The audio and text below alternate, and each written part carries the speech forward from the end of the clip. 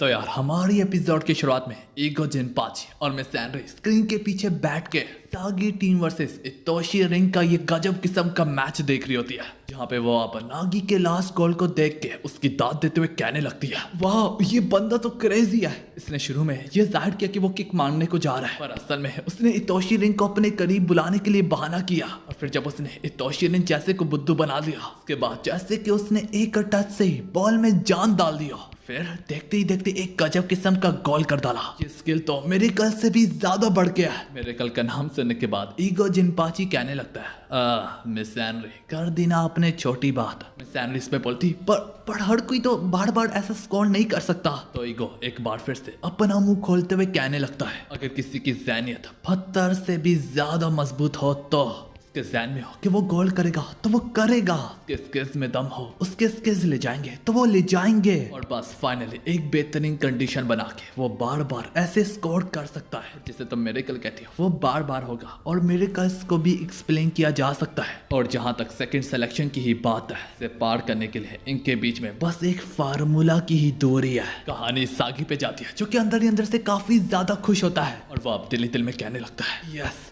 मैंने तोशी को हरा डाला फाइनली। और तो सिर्फ इतना था, मेरे स्किल्स रेंज से कम थे, पर जहां तक अब स्किल्स की बात आती है वो कमी नागी पूरी कर रहा है।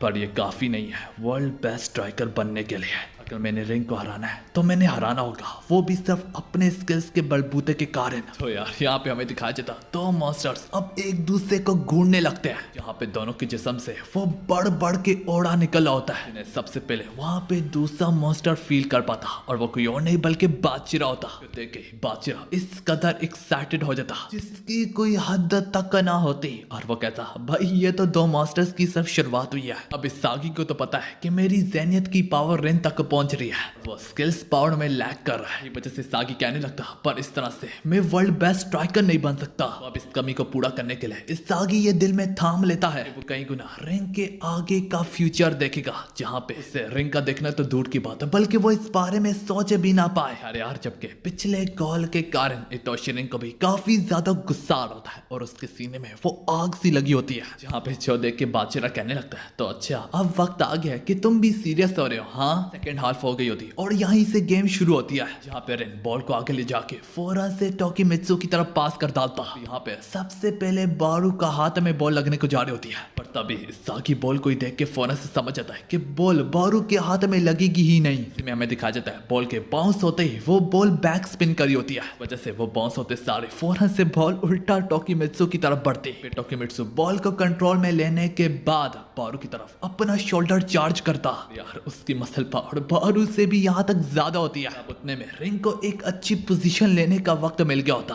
देखे टोकिमित्सु रिंग को पास करता, रिन फौरन से आगे आर्यू की तरफ पास करता। आर्यू तक बॉल पहुंचने के बाद चिगिरी उसके बीच में दीवार बनने की कोशिश तो करता है, पर गोल करने के बजाय वो फौरन से आर्यू रिंग की तरफ दोबारा से पास करता है। अरे नागी रिंग के स्किल्स को टक्कर देने के लिए जाता है। उतरी नागी के पीछे इस सागी अपनी एक अच्छी सी पोजीशन देखते हुए अपने दिल में कह रहा होता है, हाँ रेन अब बताओ तुम्हारा अगला मूव क्या होगा। यहाँ पे नागी को तो पता होता है ये कभी कभार शूट मारने का बहाना भी करता है, इसी वजह से वो उससे फौरन से टक्कर देने के लिए जाता है। फिर भी यार रेन नागी पे बाड़ी पड़ते हुए घूमते हुए बॉल को आगे ले जाने लगता। सागी समझ आता वो क्या करने जा रहा है, इसलिए वो बिल्कुल रिंग के सामने तब तक जा खड़ा होता। और यहाँ पे रेन उससे कहता है, नहीं भाई फिलहाल मैं गोल नहीं कर रहा, और तब तक उसने बॉल बादशिरा को सीधा पास कर दी होती। और अब कहीं जाके सागी को समझ में आता कि हाँ यार जब से रिन ने टोकिमित्सु को बॉल पास की तब से ये उसका प्लान था। यहाँ तक रिन ने ये भी रीड कर लिया था कि मैं इसे यूं रोकने की कोशिश करूंगा। और अब जैसे तैसे बादशिरा गोल की और शॉट मारता है। बीच में सागी काफी ज्यादा मायूसी से कहने लगता है, हम सब के सब रिंग के पपेट थे,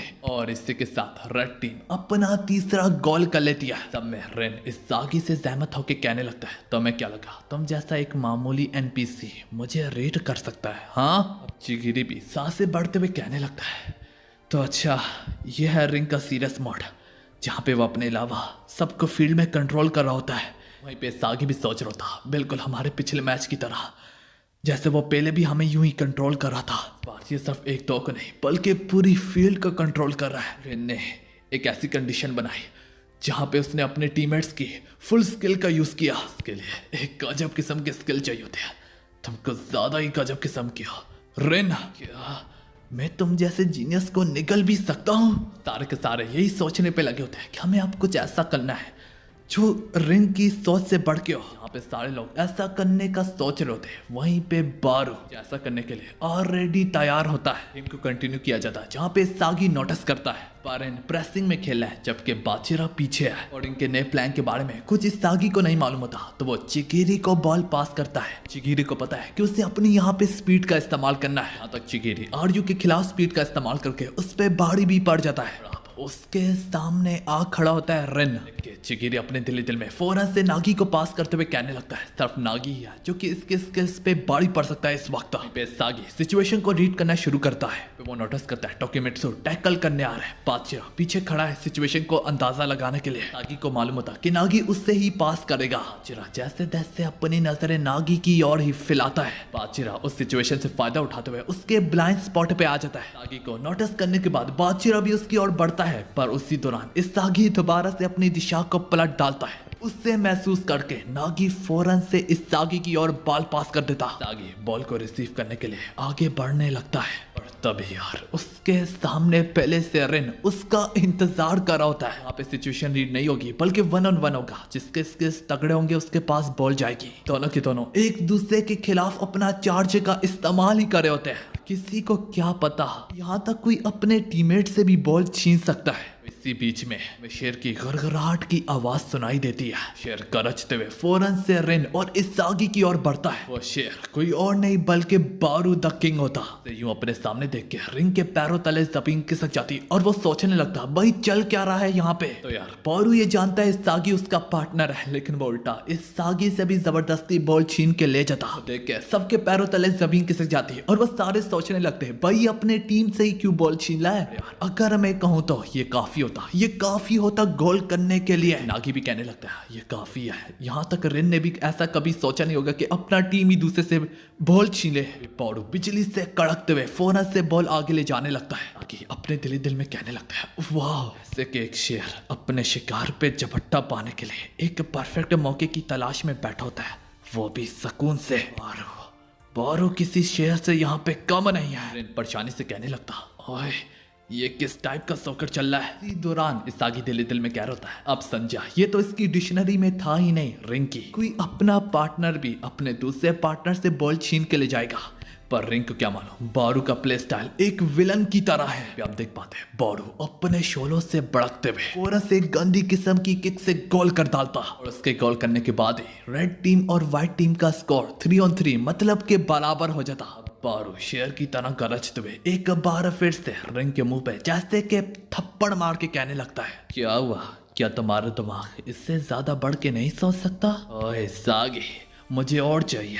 बारू बिजली से कड़कते हुए कहने लगता है मुझे और चाहिए ताकि मैं तुम्हें डिवावर कर सकूं सागी। और यार अब सबकी नजरें बारू पे ठिकी होती है जहाँ पे बारू काफी ज्यादा फ्लेक्सिस मार होता है। देखिए सागी भी दिल में कहने लगता है भाई बारू तो कुछ ज्यादा ही भूख है मुझे निकलने के लिए। और ऐसा करते करते उसने जो स्टाइल अपनाया है वो रिंग के दिमाग से ज्यादा बढ़ गया। और ये बोलने की देर होती तब जाके सागी को कहीं जाके समझ में आता। फिर वो बोलने लगता बारू इस गेम की एक और चाबी है। जैसे कि रिन लोगों को इस्तेमाल करता है इसी तरह से मुझे बारू का इस्तेमाल करके ये गेम जीतनी है। अलबत्ता जबकि रिन खुद कह रहा होता है अब मुझे समझ में आ गई है ये भी दोबारा नहीं होगा। गेम को कंटिन्यू किया जाता है जहाँ पे सागी चिगिरी से कह रहा होता है ओए चिगिरी चाहता हूँ तुम इन्हें अपनी स्पीड से डांस करवाओ। हाँ यार इस सागी के कहने पे वो लोग अपनी टैक्टिक्स को बदल देते हैं। तो नागी नहीं बल्कि इस बार चिगिरी रिंग के खिलाफ जा रहा होता है। सभी लोगों के बीच में रिन बाचिरा को महसूस कर पाता तो वो उससे बॉल फौरन से पास कर देता। इसी दौरान बाचिरा अपने सामने इस सागी को पाता है जो कि उससे थोड़ी सी दूरी खुद रख रहा होता है। इसकी थोड़ी सी दूरी देख के बाचिरा सोचने ही लगता है। तब तक चिगिरी अपनी टॉप स्पीड से उसके खिलाफ जाने लगता है। देख के बाचिरा कहने लगता है ओ अच्छा। चिगिरी अपनी स्पीड के कारण एक बंदे से छोड़ के दूसरे को एकदम पहुंच जाता है। सागी और चिगिरी मिलकर टैग टीम कर रहे हैं। इसी बीच में बाचिरा की नजर रिन पे जाती है। बाचिरा सोचने लगता नहीं इस सागी भी तो उसकी बराबरी करता है। वो दोनों के दोनों एक ही फ्यूचर के बारे में इस वक्त सोच रहे होंगे। चिगिरी का इस्तेमाल करके मुझे रुकाया हुआ है उतने में इस सागी थोड़ा सा टाइम ले रहा है कि वो सोच समझ के रिंग के खिलाफ कदम ले सके। बाचिरा यहाँ पे ड्रिबलिंग करके उस पे बारी पड़ने की कोशिश तो करता है। टॉप स्पीड के कारण चिगिरी पहले से ही वहां पे मौजूद होता है। इसी वजह से बाचिरा बड़ी तेजी से बॉल को इधर उधर करना शुरू कर डालता है। है। वो चिगिरी से पार करके आगे ही बढ़ता है कि वो अचानक से अपने सामने इसागी को पाता। वो ये देख के कहने लगता, ओए इसागी इसी पल का इंतजार में था, उससे पता था मैं ये करूंगा। चपकते बाचिरा को एक छोटा सा रास्ता दिखता। इसी रास्ते से फायदा उठाते हुए वो यहाँ तक इसागी जैसे पे भी बाड़ी पड़ के गुजरने लगता है। वहाँ पे खड़ा इसागी दिल में कहने लगता है, अब वक्त आ चुका है, इसी पल का तो मुझे इंतजार था। जब लोग अपनी नजरें दोहराते हैं तो वो अपने सामने बिजली से कड़कते हुए बारू को पाते हैं। एक ही झटके में बाचिरा से बॉल छीन के गोल की ओर बढ़ने लगता है। पीछे खड़ा बाचिरा सोचने लगता, तो ये सब कुछ इसागी ने पहले से प्लान कर रखा है। और अपने स्किल्स के कारण एकदम से बॉल की दिशा पलट के टोकिमित्सु पे बाड़ी पड़ जाता। वहीं पे तभी रिन वहां पे पहुंचा पड़ा होता है। रिन किक जैसे तैसे मारता है, वो बॉल फील्ड के बाहर चली जाती है। तो यूं जमीन पे पड़ा इसागी देख के कहने लगता है, ओए ये भी बात रिन को नहीं मालूम थी कि बारू इस तरह से गुजरेगा। रिन को तो बाद में मालूम पड़ा था जब बॉल बारू के हाथ में थी। मित्सु की वजह से बस उसे थोड़ा सा वक्त मिला था कि वो बारू तक जा पहुंचा। अगर रिन ने ये सिचुएशन को रीड कर लिया होता तो वो बारू से छीन के अब तक तो गोल भी कर चुका होता। इसका मतलब उससे अभी तक नहीं मालूम कि बारू किस तरह से गेम खेलता है।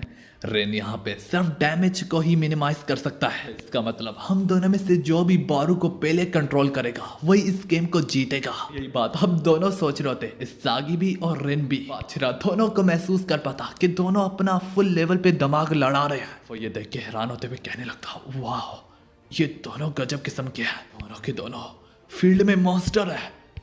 मैं वो सॉकर देख रहा हूँ जो कि मैं हमेशा से खेलना चाहता था। बाचिरा ये जूं ही कह रहा होता, गेम की शुरुआत हो गई होती। खुशी से इन्हीं दो मॉन्स्टर्स की तरफ अब बढ़ने लगता ही है। वो रियलाइज करता वो दोनों के दोनों मॉन्स्टर्स उसे इग्नोर करके ही गुजर गए। देख के बाचिरा कहने लगता,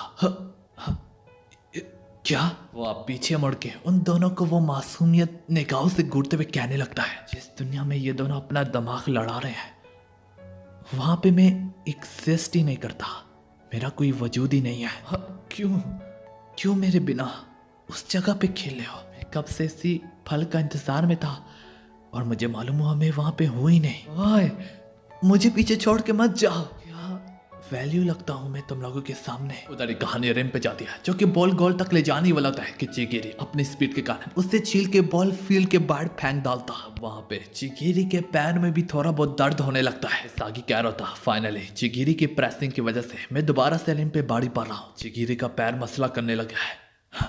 नहीं, सब चिगिरी नहीं बल्कि फील्ड में सब लोग थक रहे हैं। अगर हम सारे के सारे इसी तरह खेलते रहे, हम सारे के सारे आखिर में बहुत ज्यादा थक हार चुके होंगे और जो इन चीजों पे बाड़ी पड़ेगा वही जीतेगा। यहीं पे रेड टीम को फ्री हिट मिलती है। यहाँ पे सागी नोटिस करता कि रेन जो है वो बार बार टोकिमित्सु को बॉल पास करता चला जा रहा है। थोड़ा सा दिमाग लड़ाने के बाद इस सागी को इस बात का एहसास होता, गौर किया जाए टोकिमित्सु की पावर, स्पीड, स्टैमिना सबसे ज्यादा है। इसका मतलब वो अभी भी थका नहीं है बल्कि अपनी मैक्सिमम पावर पे खेल सकता है। इस वजह से तो रेन उसका बार बार इस्तेमाल कर रहा है उसकी पावर का। तोशी यहाँ पे जल्दी में होता कि इससे पहले चिगिरी अपनी स्पीड का इस्तेमाल करे या फिर इससे पहले सागी सोचना शुरू करे।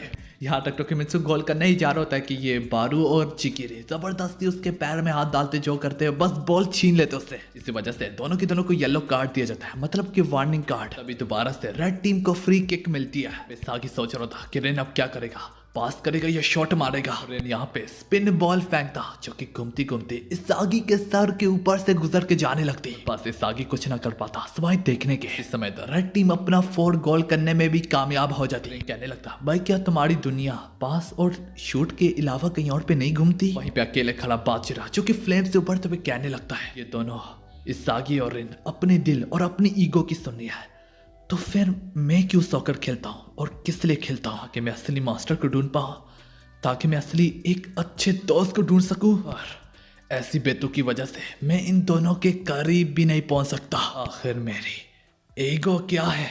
तो इसी के साथ हमारी एपिसोड यहाँ पे खत्म होती है।